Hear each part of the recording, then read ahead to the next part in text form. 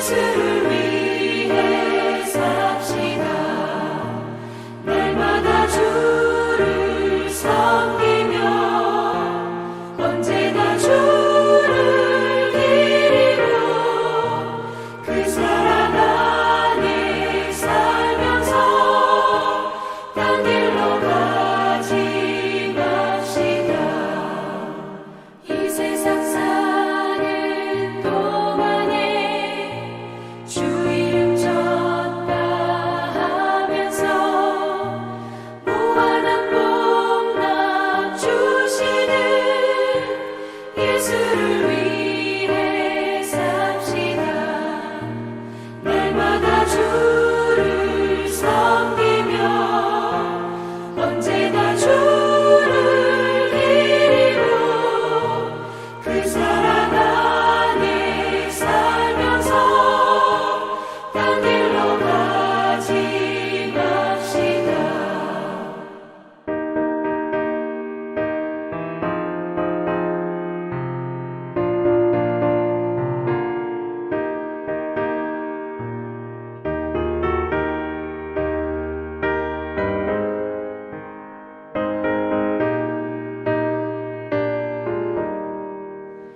이 세상 친구 없어도 예수는 나의 친구니 불의한 일을 버리고 예수를 위해 삽시다. 날마다 주를 섬기며 언제나 주를 기리고 그 사랑 안에 살면서 딴 길로 가지 맙시다. 주께서 심판하실 때 잘했다 칭찬하리니 이러한 상급 받도록 예수를 위해 삽시다. 날마다 주를 섬기며 언제나 주를 기리고 그 사랑 안에 살면서 딴 길로 가지 맙시다.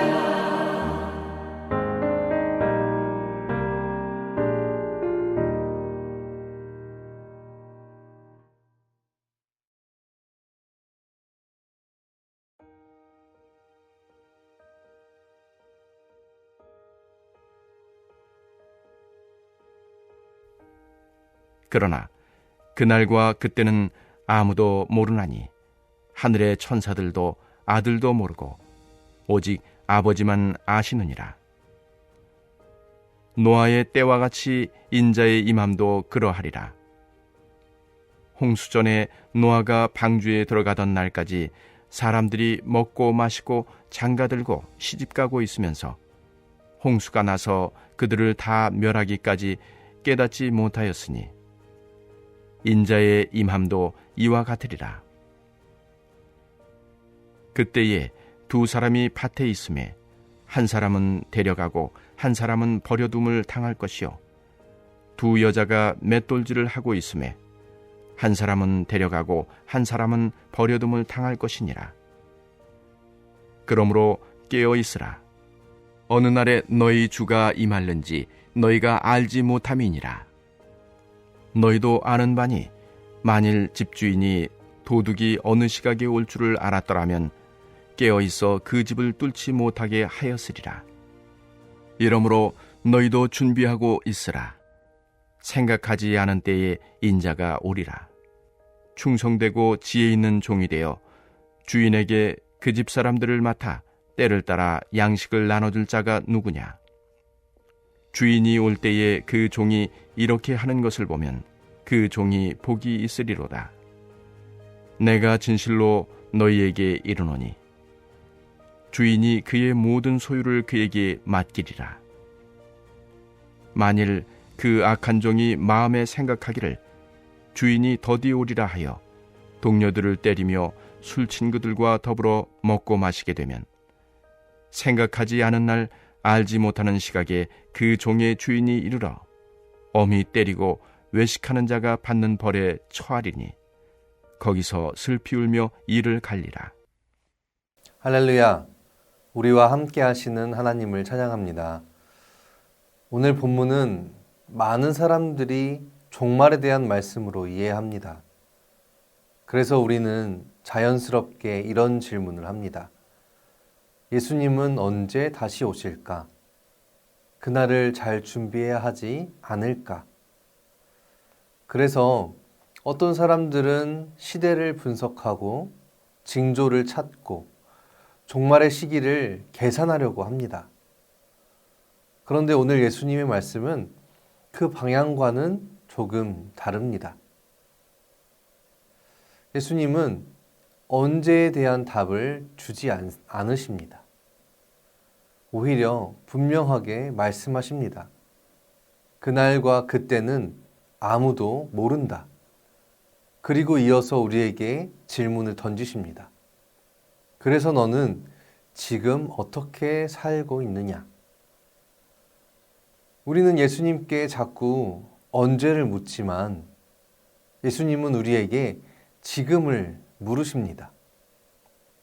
사람은 본능적으로 미래를 알고 싶어 하지요. 불확실한 것이 불안하기 때문일 것입니다. 그래서 신앙 안에서도 우리는 자꾸 언제를 묻습니다. 하지만 예수님은 그 질문을 막으십니다. 왜일까요? 언제를 알게 되면 우리는 그때까지만 잘 살려고 하기 때문입니다. 시험 날짜를 알면 그 전날부터 공부하려는 것처럼 사람은 늘 미루는 존재이기 때문입니다. 그래서 예수님은 날짜를 숨기십니다. 그리고 이렇게 말씀하시지요. 지금 준비된 삶을 살아라. 지금 준비된 삶을 살라는 것입니다. 예수님은 노아의 시대를 예로 드시지요. 먹고 마시고 장가가고 시집가고. 이 장면을 보면 이 사람들이 특별히 악한 일을 한 것 같지는 않습니다. 그저 평범하게 살아가고 있습니다. 그런데 왜 심판을 받을까요? 하나님을 의식하지 않는 삶을 살기 때문입니다. 하나님이 계신지, 하나님의 뜻이 무엇인지 전혀 상관하지 않는 삶인 것이죠. 그저 오늘을 즐기고 오늘을 살아가는 삶. 그래서 홍수가 임했을 때 그들은 전혀 준비되어 있지 않았습니다. 여기서 중요한 깨달음이 있습니다. 종말은 특별한 죄를 지은 사람에게 오는 것이 아니라 하나님 없이 살아가는 삶 속에 찾아온다는 것입니다. 그리고 더 중요한 것은 이것인데요. 그날은 아주 평범한 날처럼 시작된다는 것입니다. 아무 일 없는 것 같은 하루, 늘 반복되던 일상 속에 하나님의 때는 갑자기 찾아옵니다. 그래서 예수님은 말씀하십니다.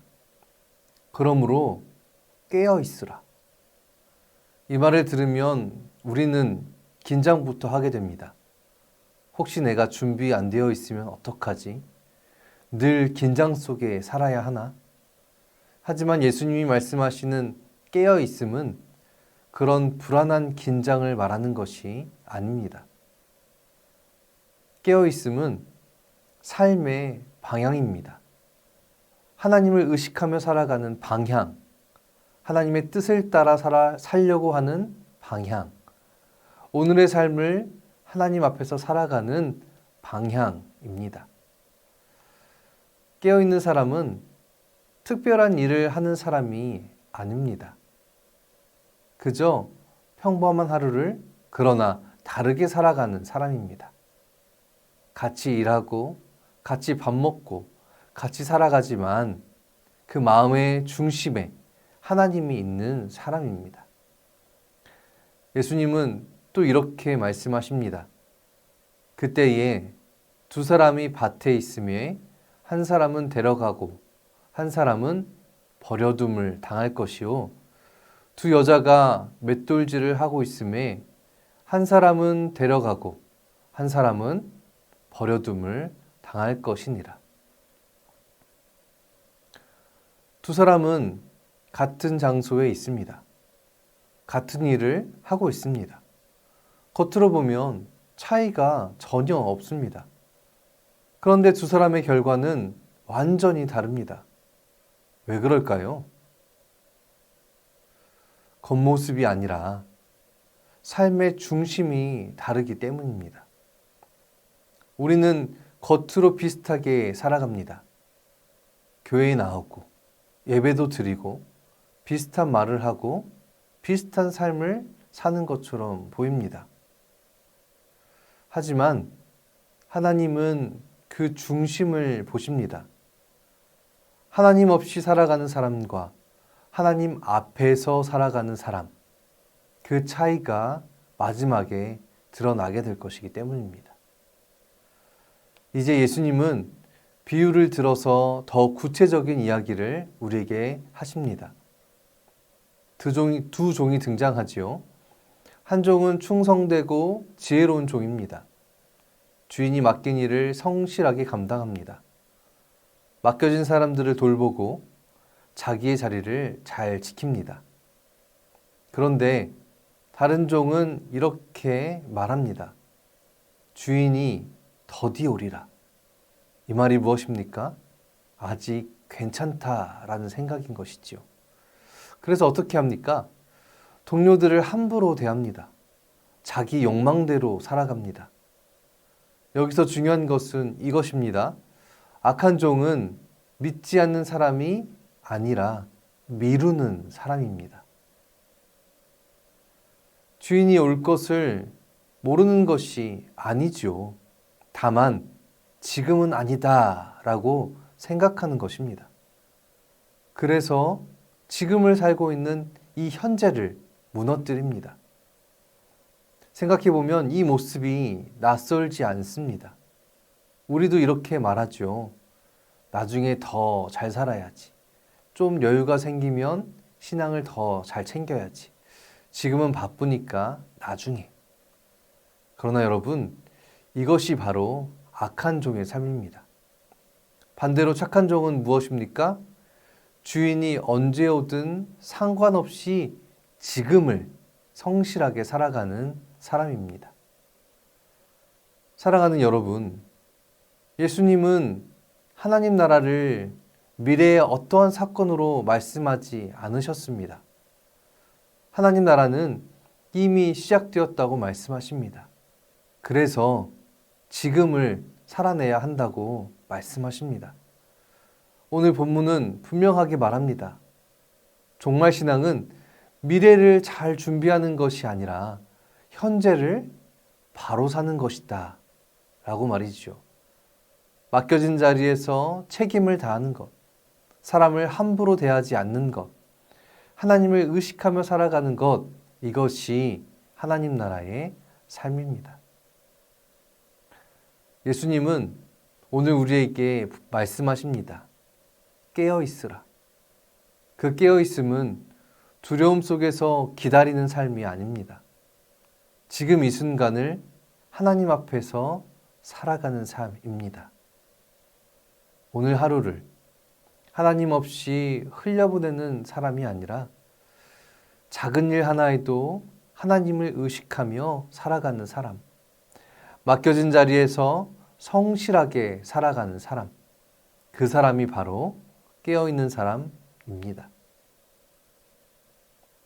사랑하는 여러분, 언제 오실까를 고민하는 신앙이 아니라 지금 나는 어떻게 살고 있는가를 돌아보는 신앙, 그 신앙으로 오늘을 살아가는 여러분이 되시기를 바랍니다.